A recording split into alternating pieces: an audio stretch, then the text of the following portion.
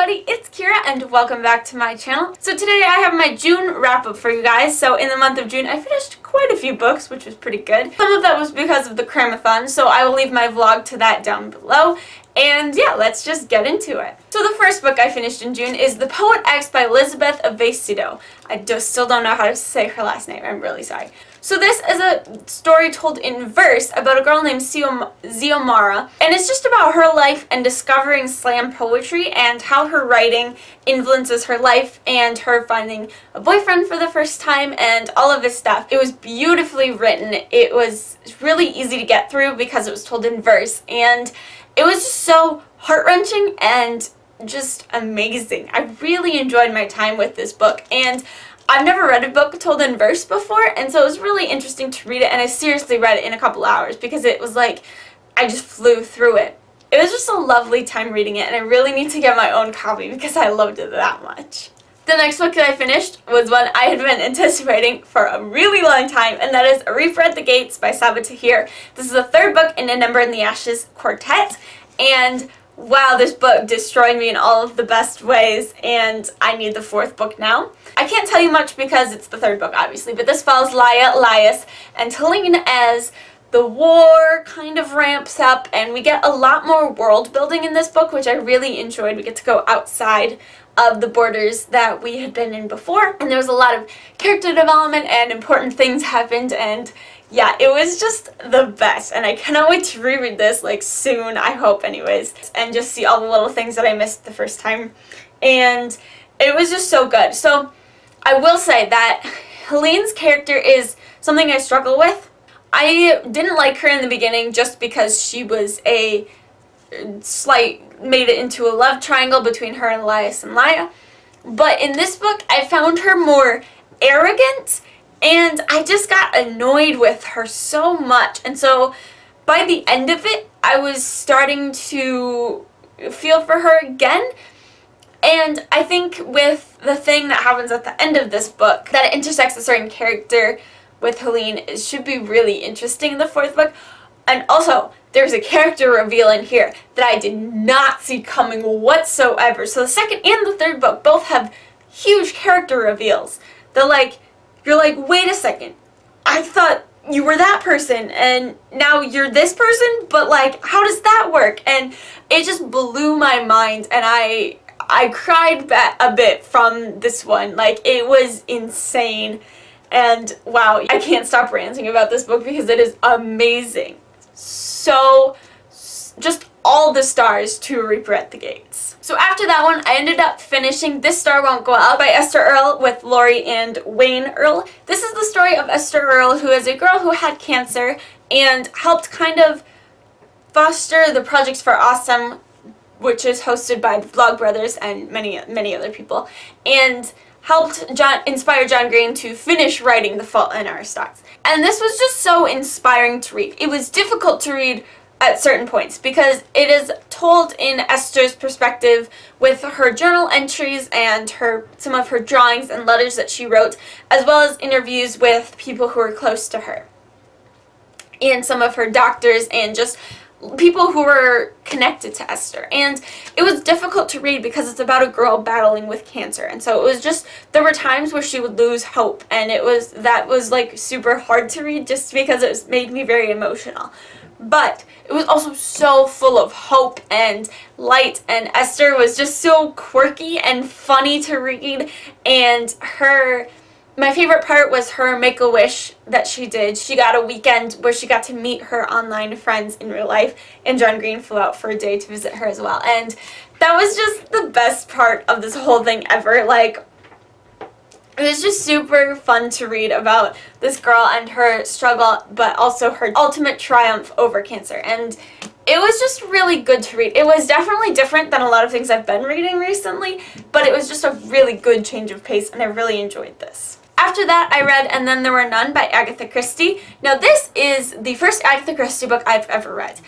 And I have to say that I did not guess the killer, first off. So this premise of this story is there are 10 people who are invited to this island. They're invited under different pretenses and sometimes different people. And so they get there and they find out there is this nursery rhyme about these 10 people that end up dying and becoming one, and that one dies. And then there were none is how it ends. And so these people mysteriously start dying, but there's nobody else on this island, and there's no way anybody could come to the island, and so they have to figure out who among them it is. And it was interesting to read. I will say that. I think I accused like 4 or 5 different people of being the killer, and I didn't end up getting it in the end. It was really well done, but I thought that the characters, I just could never tell who was who. There was, maybe because it was written so long ago that I'm not really used to that older writing style, but it just felt like each character was the same person almost, and it was hard to differentiate between the characters. And there was, even though there was only 10, and I usually read fantasy books with way more than 10 characters, it was just hard to keep track of who was who and who was accusing who and just everything about that.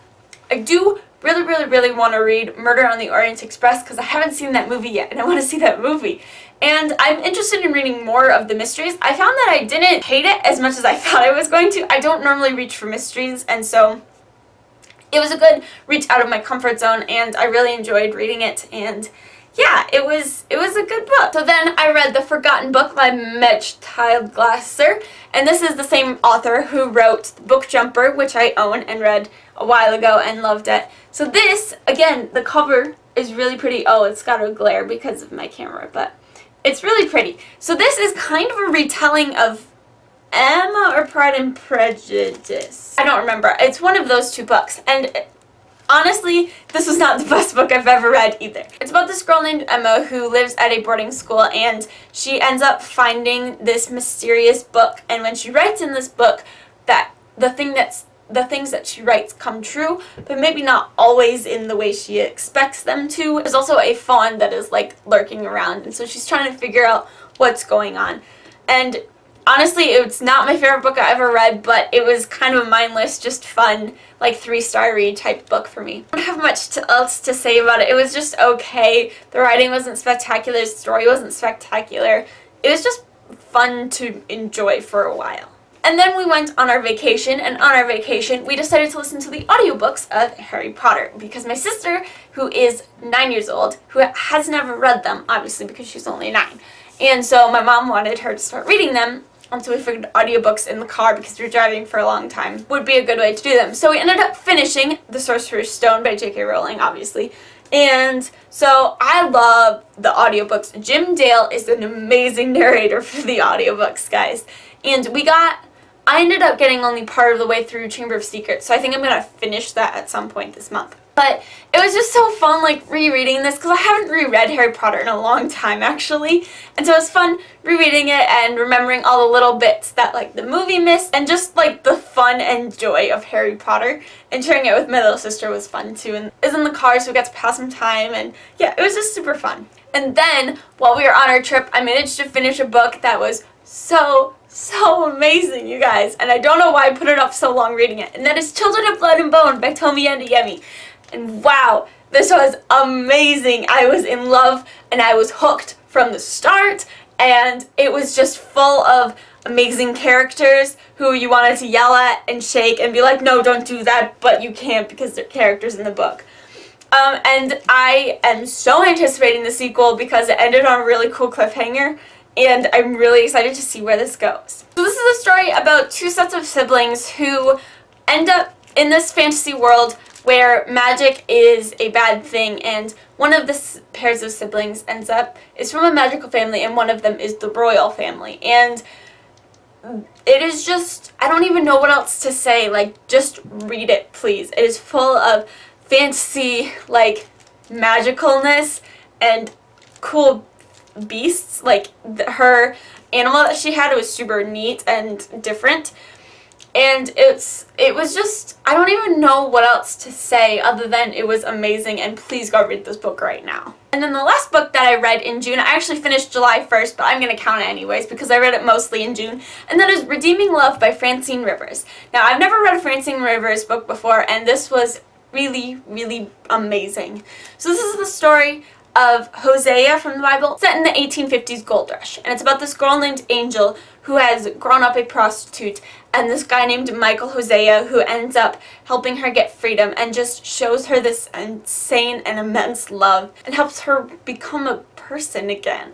And so, major trigger warning for sexual abuse, sexual assault, and anything along with that. It was hard to read, honestly, and it starts off when she's a child and she's sold into sex slavery unknowingly by her uncle who's trying to help her, but it's just really, really sad, but also really amazing. And it kind of, Hosea's love for Angel mirrors God's love for us, and it was just so amazing. Like, it was heartfelt, it was hard to read, but it was really cool at the same time, and it really showed how forgiveness is possible. It also showed how we are all worth loving, even if we have things that we do or are part of our lives that are not good. We are still worth loving. And it was just such an amazing read. My friend lent it to me, and I'm so happy that she did. And yeah, if you are ever looking for a book to show you that you are wanted, read this book. So that's all the books that I read in the month of June. Thank you guys so much for watching. If you've read any of these books, please let me know down below and we can chat about them. I loved all of them, almost all of them, so much, and I'm so happy that I read them, and I just want to hear your thoughts on them. So thank you again for watching. I hope you enjoyed it. All my social media links are in the description as always. Thank you again for watching, and I'll see you next time. Bye. I just hit the wall. Bye.